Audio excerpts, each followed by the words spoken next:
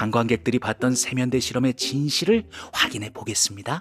세면대를 적도 반대쪽으로 몇 미터 옮겼다고 정말 물이 반대 방향으로 돌면서 내려갈까요? 같은 맥락에서 정말 북반구와 남반구의 변기물은 서로 다른 방향으로 내려갈까요? 우선 변기물 얘기부터 틀렸다는 걸 설명해보죠. 자세히 살펴보면 물의 회전 방향은 노즐이 어느 방향으로 나 있는지에 따라 다릅니다. 이제 아시겠죠? 어떤 변기를 봐도 마찬가지일 겁니다. 그런데 노즐이 없는 이런 세면대에서 어떻게 그런 현상이 일어나는 걸까요? 믿기 어렵겠지만 코리올리 효과를 생각하면 어느 정도 가능한 얘기이기도 합니다.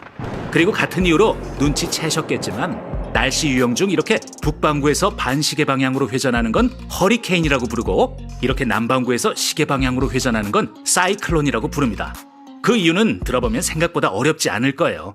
아주 거대한 세면대가 적도부터 북극까지 걸쳐져 있다고 한번 상상해 보세요.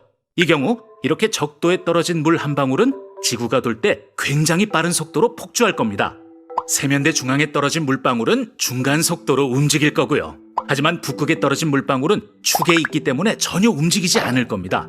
세면대 배수구 마개를 빼면 물이 중앙으로 이동할 텐데요. 폭주하던 물방울은 적도에서 멀리 떨어져 천천히 이동하던 물보다 갑자기 빨리 이동할 겁니다. 그리고 배수구에서 멀리 벗어나죠. 반대로 북극에 떨어진 물방울은 적도 가까이에 떨어진 물보다 아주 느린 속도로 이동합니다. 결국 제일 뒤처지죠. 그런 물방울이 많이 모이면 자연적으로 반시계 방향으로 회전하는 허리케인이 발생하게 되고 허리케인의 눈은 배수구 같은 저기압 구역이 됩니다.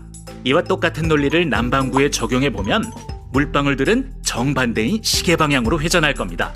그럼 세면대 물이 북반구와 남반구에서 반대 방향으로 내려간다는 건 사실일까요? 안타깝게도 아닙니다. 코리올리 효과는 물방울이 적도에서 위아래로 이동하는 거리가 멀수록 뚜렷하게 나타나거든요.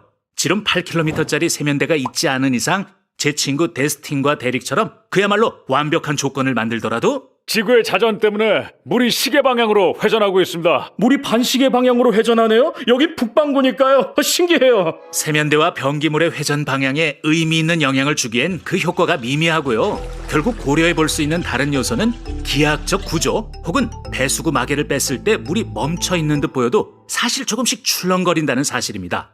그럼 다시 한번 살펴볼까요? 처음부터 자세히 관찰하면 물을 붓다가 마지막에 양동이를 살짝 비틉니다. 그러면 물은 비튼 방향으로 자연스럽게 회전하게 되죠. 따라서 물을 부을 때 이쪽으로 틀면 물은 계속해서 이 방향으로 회전하고 세면대를 적도 반대편으로 옮긴 다음에는 물을 부을 때 양동이를 반대쪽으로 틀어서 물이 아까와 반대 방향으로 회전하게 하는 겁니다. 적도 세면대 실험을 재현해보고 싶은 분들은 이 방법을 똑같이 따라해보세요. 양방향의 소용돌이를 아주 손쉽게 만들 수 있습니다. 그러니까 이런 질문을 해도 별로 실례는 아니겠죠? 혹시 제가 물을 부어도 그렇게 되나요? 시험해 볼 수 있는 기회는 얻지 못했습니다. 설상가상으로 마지막 결정타는 그 장소의 GPS 좌표를 확인해 봤더니 실제 적도에서 풋볼 경기장 길이보다 멀리 떨어져 있었고 저희는 처음부터 끝까지 남반구에만 있었다는 사실이었죠. 거기엔 과학적 사실 대신 관광객의 돈을 노리는 허접한 가짜 마법만 있었을 뿐이고 진짜 마법은 지금 보고 계신 그 화면을 통해 무선으로 보내드린 제 머릿속에 있던 새롭고 재밌는 과학 지식입니다.